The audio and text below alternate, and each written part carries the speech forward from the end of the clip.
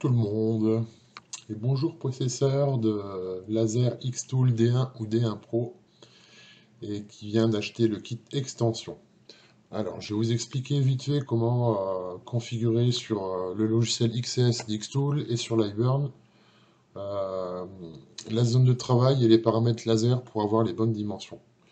Donc déjà, on peut déjà dire que par rapport aux différentes têtes laser qu'on aura sur la machine, les dimensions ne seront pas les mêmes, parce que la tête laser en elle-même a des dimensions différentes. Là, on pourrait même rajouter en même temps que le 20 watts, on pourrait rajouter le 1064, donc l'infrarouge, qui a à peu près les mêmes dimensions que la tête 20 watts.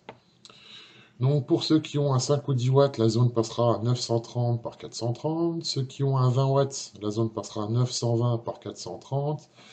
Et pour les chanceux qui ont 40 watts, la zone passera à 909 par 430. Voilà, on verra ça après, où il faut les rentrer. Alors, sur XCS, c'est tout simple.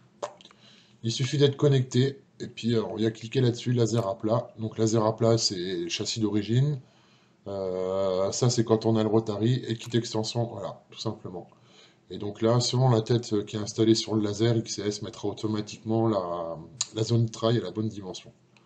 Voilà, donc pour XCS, c'est tout simple, ça se fait automatiquement. Maintenant, voyons pour Liveburn. Alors, pour Liveburn, il suffit d'aller sélectionner appareil au niveau du laser. Donc là, je vais rester sur un D1 pour ne pas changer les autres réglages. Donc, soit on fait modifier, ou soit on est là-dessus, on fait un double clic. On va faire un double clic, donc ça ouvre la fenêtre de paramétrage du laser. Donc, on est bien en langage GRBL, on est bien en port USB, et c'est là que ça se passe, où on a les dimensions. Donc, la valeur X ne change pas. La valeur X reste toujours la même, donc c'est la largeur de la machine, alors que la longueur Y, c'est elle qui change. Donc c'est là où on va changer la valeur. Par exemple, admettons qu'on part sur un 20 watts, donc là on va mettre 920 mm. Voilà, comme ça on continue. Là on voit bien, hop, tout est bon, on fait fini.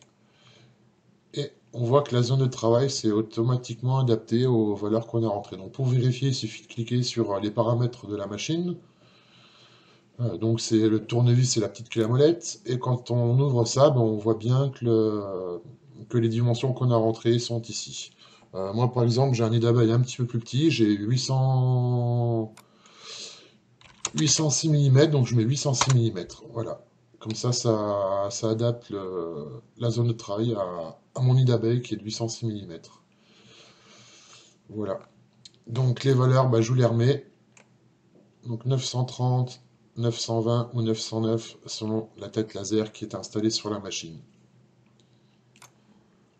Voilà, je vous souhaite de bonnes gravures et de bonnes découpes laser. Au revoir, à bientôt.